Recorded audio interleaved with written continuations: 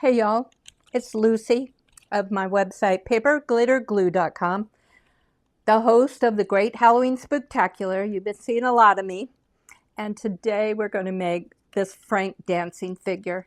It's based on old-timey wall hangings, die cuts that had tissue paper arms and legs, and I thought about trying to do tissue paper arms and legs, but then I realized they are too fragile.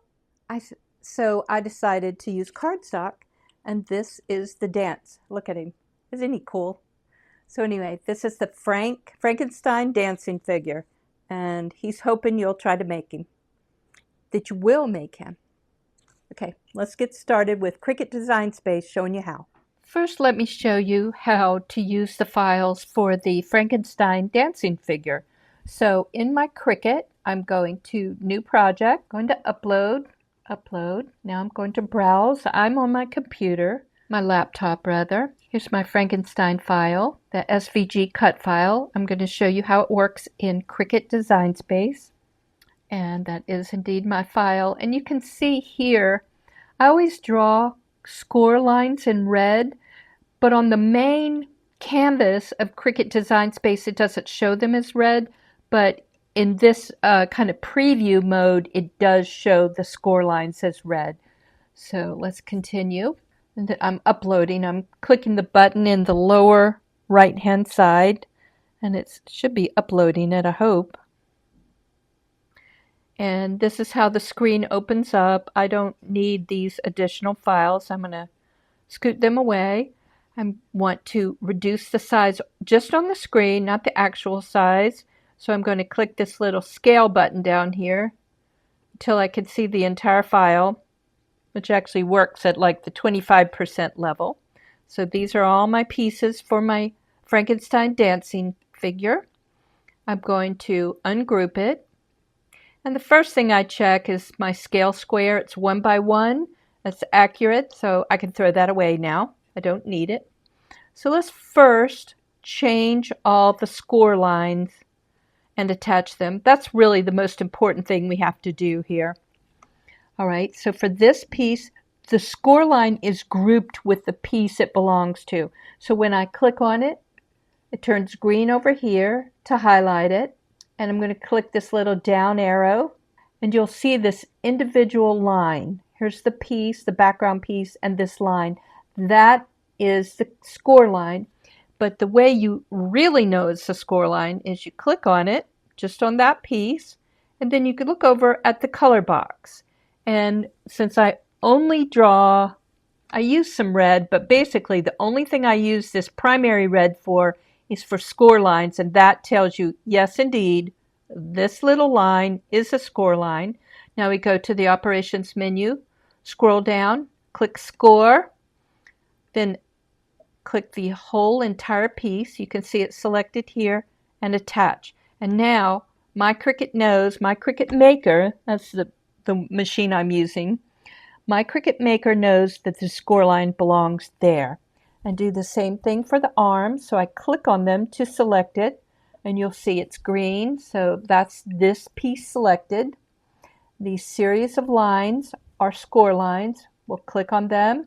Again, just check the color box. It's red. And then scroll down, and under the operations menu, scroll down, score, and you'll see that it says score here. Click the entire piece again and attach. And I'll do the same to the other 3 pieces that need to be scored, rather that have score lines on them.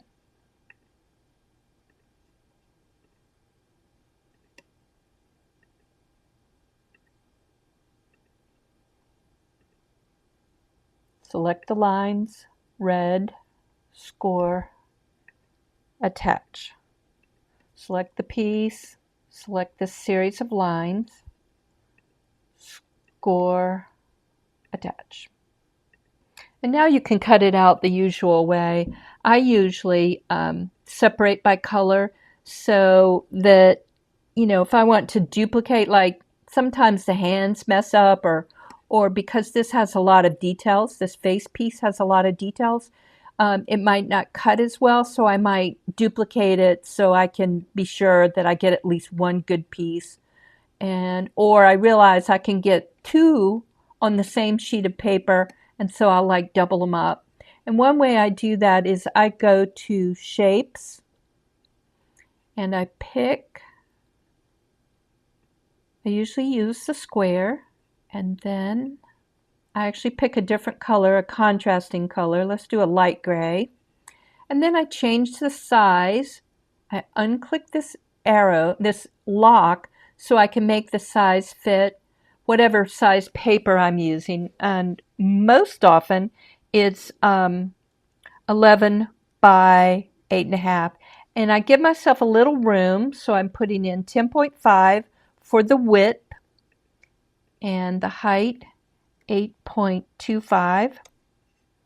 And then I send it to the back, arrange to the back, so I can put my pieces on top. And I see this one won't work in a vertical orientation, so I'm going to click more because that's where the rotate option is. I'm going to do 90 degrees so I can turn it on its side and see how it fits. And then I add, the other black pieces. So I have it all arranged in a kind of an easy way for me. I think it's easier. You may not choose to do it that way. Wait, I'm trying to select the unibrow. And then I hide the square by clicking this little eye icon, and now it's hidden. And I can select all these and attach them. And let me show you what I'm gonna hide everything else, just so I can show you this. Although you probably know this. Group, hide. Now let's click Make It. I'm not going to save at this point.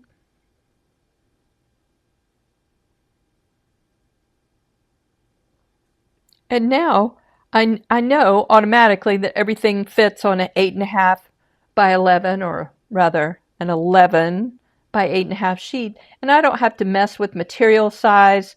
I just do it this way.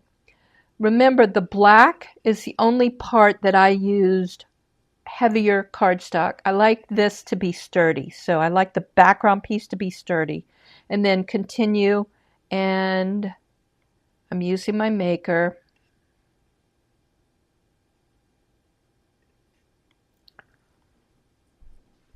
And then I click continue.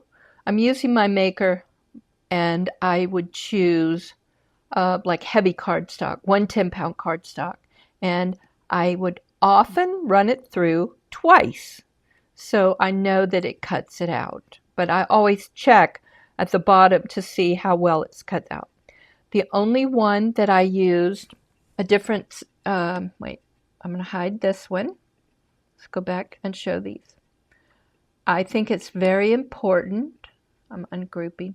I think it's very important. Let me increase it. There are so many little details on his face. I think it's important to use cardstock for intricate cuts, and you may have to run it through twice, or a couple of times. But that's the only one where that's necessary.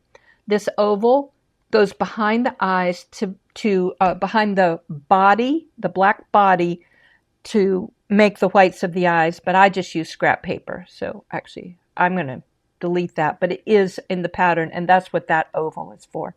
All right, now let's go to construction.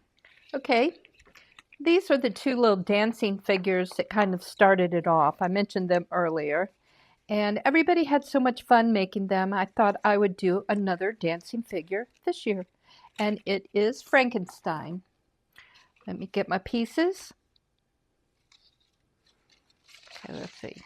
The body with a white piece that goes behind it. And there is an oval in the pattern, but I just cut a piece out. I'm actually going to glue it on now so I don't lose it on my white background.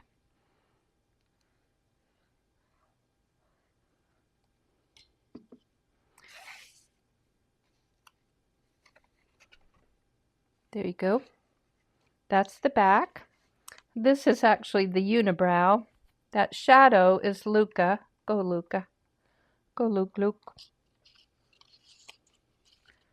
Oh no, now he's going to mess with the camera. And this is the jacket, kind of the coat that he's wearing. These are the arms before I've folded them. Let's put the face on. It starts to look better with the face. Let me get that little piece out. There are two, let me put the face on. It has, okay, let me put the face on. The ears are different shapes. So I actually drew this from a real photo of Frankenstein, played by Boris Karloff. And so it's supposed to look like a real person. I mean, it's kind of a schematic of a real person. So that's his face. This is his lovely hairdo. And the unibrow. You know, because Frankenstein has such a prominent eyebrow ridge. 2 feet. The hands. 2 leg pieces. And this is kind of his pants. This is a tab, so he can you can hang it up easily with this little tab on the back. You don't actually have to put a hole in his head. And these two are bolts that go on the side, and I cut them out of silver. They really stand out. They look, you know, I used metallic cardstock. So really, that's all you need: cardstock, glue, and a way to cut it out. So let's get started. What we should do first. Let's do a fun part. Let's glue the face together. So we've already put the eyes behind. Let's glue the face on. This is a really nice green from 12 by 12 cardstock shop. I didn't have a lighter green. I wanted a green I call seasick green, you know, just a little more pale. You know how when you feel sick, you get kind of pale. I didn't have a seasick green, but this is, you know, Frankenstein green. It works. And match up the ears. The hair is going to cover up if it doesn't exactly fit, because I kept playing around with it a little bit and it doesn't exactly fit the background, but the hair is going to cover that up. Let's add the hair. This really attractive hairstyle on our Frank figure. A little dancer. There we go. And his unibrow. And I like that this cuts out easily. Okay, one important thing to remember is when you have lots of little details like this, use a relatively thin paper. I think this is either 65 pound or 80 pound cardstock. It's not, it's pretty flexible. It's not like this. The background piece is 110 pound, and I like the background piece to be 110 pound. But you see how much more flexible that is? I also kind of listen to the sound. Listen. That sort of tells you certainly that this is 110. All right, next, let's do the jacket. And you can do it either way. Either side works on either side. This one is also this paper is also from 12 by 12 cardstock, and it has a texture to it, which I thought worked well for fabric. So let's apply some glue. This is so easy, and I think it's pretty unique. I like that the figure has a little movement with the way the arms and legs go. Okay. Oh, shoot. I forgot to put the pants down. Pants go first. All right. So when you're dressing your Frankenstein, pants go first. I think I can still kind of pick them up.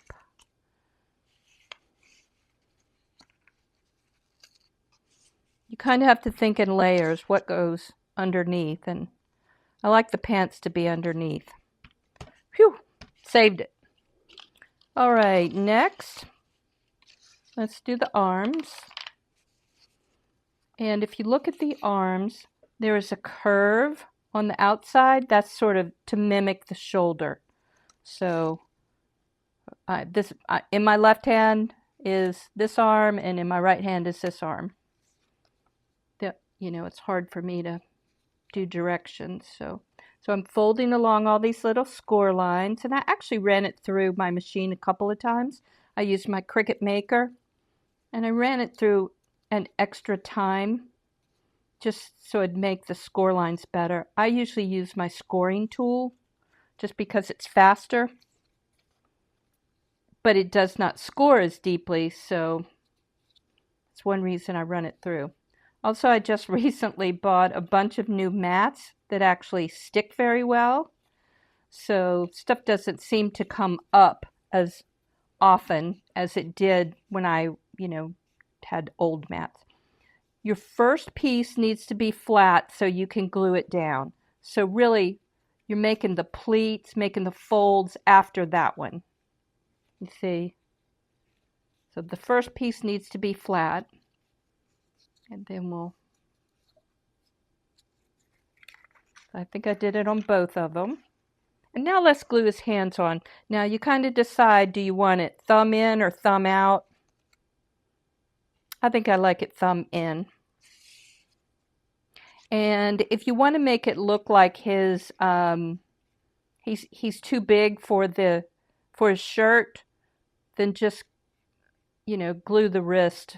Just do the wrist so that more of it shows. And I like that. You don't have to do it, but there's 1, 2. But the nice thing about ordering from 12 by 12 cardstock is if you want just one sheet of some, strange green color, you can get it without having to buy like a whole pad. Okay, so the legs, the top piece, the one I want you to leave flat, is shorter than where you glue the shoes on. You see that? So that's how you tell top and bottom. It's not critical. I mean, if you mess it up, it's not a big deal, but that is my intent in the design, to give you a little more room to glue his boots on. I think this would be fun to make with older kids, just because I think the folding might be a little tedious for the young ones, but they might like it. Or you could pre-fold it and then let them construct their own figure. So there's the flat to glue on here. Let's do the other leg. Okay, and we want this to be flat, so we start the fold. Actually, this is one way to do it. You can just kind of go through and sort of crease each line and then go back and fold them back and forth to make the accordion effect. And if you have any problem, you can always do a ruler to help hold your line in the place. Okay, so let's start at the top. So we know this is flat, so we're going to push this one out, fold. There we go. So let's glue the boots on.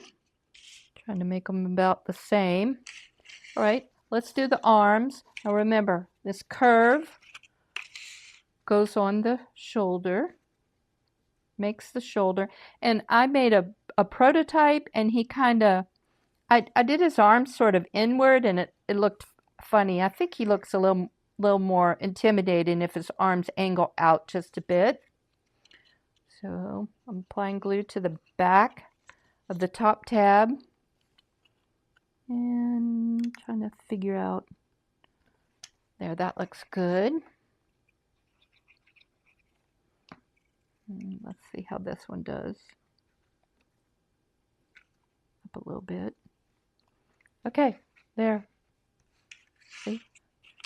Frank is coming together. Now we add glue to the back of the top tab of the leg. And the same thing, if you want the legs to splay out a little bit, you can do that.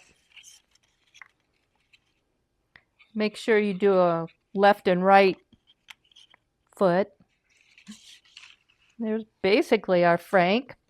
Going to add this little tab. I'm just going to glue this part and it'll hang like this. And I do think it kind of saves him, because if the tab tears, you can replace the tab easily. Okay, let's put this on the back. And we have our dancing Frankenstein. So, these are just fun things. So I hope you have fun making your little Frankenstein. And I think it'd be fun to hang it on a door where it kind of jiggles a little bit. But, hanging on a wall is fun too. Okay. All right. I'll see y'all later.